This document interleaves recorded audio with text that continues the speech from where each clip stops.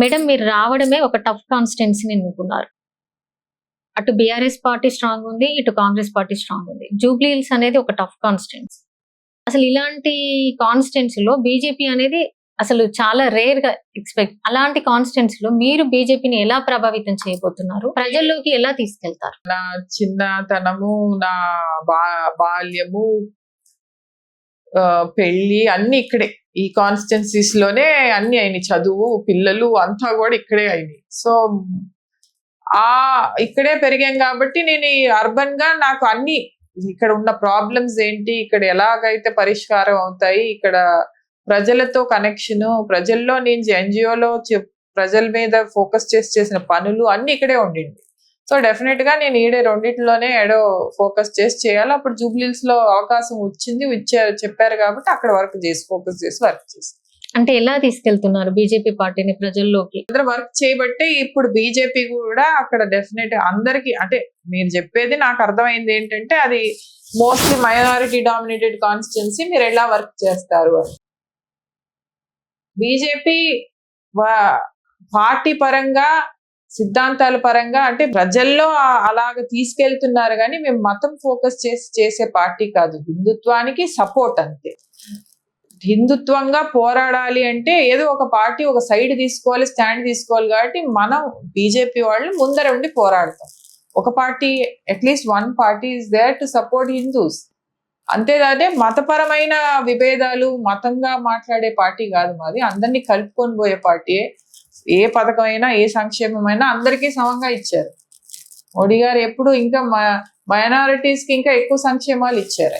Madam, ఒకవేళ మీకు ఇక్కడ జూబ్లీహిల్స్ నుండి కాకుండా తెలంగాణలో ఏ డిస్ట్రిక్ట్ లో అయినా, ఎక్కడ ఏ ప్లేస్ లో అయినా మీకు సీట్ ఇచ్చినా మీరు పోటీ చేసి గెలుస్తారు? ప్రజల కోసం పనిచేయడానికి వచ్చాము. సో మమ్మల్ని అక్కడ ఫోకస్ చేసి మీరు ఇక్కడ వర్క్ చేస్తే బాగుంటుంది అంటే ఎక్కడి నుంచి అయినా వర్క్ చేసే కెపాసిటీ, టాలెంట్ మాకు ఉంది. మేము వర్క్ చేయగలం. ఇప్పుడు మీరు ఎక్కడి నుంచి అయినా గెలుస్తా అంటున్నారు కదా, ఎక్కడి నుంచి తెలంగాణ స్టేట్ లో కానీ ఏ ప్లేస్ లో ఇచ్చినా పార్టీని ప్రభావితం చేస్తాను, ప్రజల్లోకి తీసుకెళ్తా, గెలుస్తా అంటున్నారు. అది కాన్ఫిడెంట్ అనుకోవచ్చా, ఓవర్ కాన్ఫిడెంట్ అనుకోవచ్చా? I'm confident about my work. I'm with the people. I'm always with peoples issues.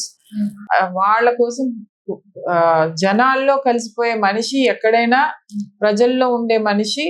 ప్రజలు నమ్ముతారు, ప్రజల కోసం పోరాడతాం కాబట్టి వాళ్ళ నమ్మకం నేను గెలుచుకోగలను అన్న నమ్మకంతో కాన్ఫిడెంట్ గా పోతున్నా. ఓవర్ కాన్ఫిడెంట్ అనలేము. You should be confident, but you should not be over confident. ప్రస్తుతం సౌత్ తెలంగాణ అంటారు కదా, ఆ ఏరియాలో బీజేపీ పార్టీని ఎలా ప్రభావితం చేయబోతుంది అనుకోవచ్చు? అంటే కొన్ని ఏరియాలకే పరిమితమైంది బీజేపీ పార్టీ ప్రస్తుతం తెలంగాణలో. ఒకవేళ మీకే సౌత్ తెలంగాణ ఇస్తే మీరు ఎలా ప్రభావితం చేస్తారు? ప్రజల్లోకి పార్టీని ఎలా తీసుకెళ్లగలుగుతారు? ఇప్పుడు ఇందాక చెప్పినట్టు 4 corners of Telangana, 4 directions of Telangana, south, east, west అన్ని కాన్సన్ట్రేట్ చేసి వర్క్ చేస్తున్నాం. మీరు సౌత్ తెలంగాణ అంటే రామచంద్రరావు గారు అధ్యక్షుడిగా అయినప్పటి నుంచి ఫోకస్ సౌత్ తెలంగాణ మీద కూడా పెట్టారు, బాగా పెట్టారు. డెఫినెట్ గా అప్పటికి ఇప్పుడు చాలా మార్పు ఉంది. మనకి సౌత్ తెలంగాణలో ఒక ఎంపీ కూడా ఉన్నారు, డికే అరుణ గారు. ఆవిడ కూడా చాలా ఫోకస్ చేసి వర్క్ చేస్తున్నారు.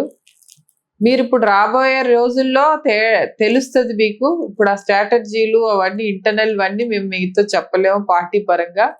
బట్ డెఫినెట్ గా you will see the difference.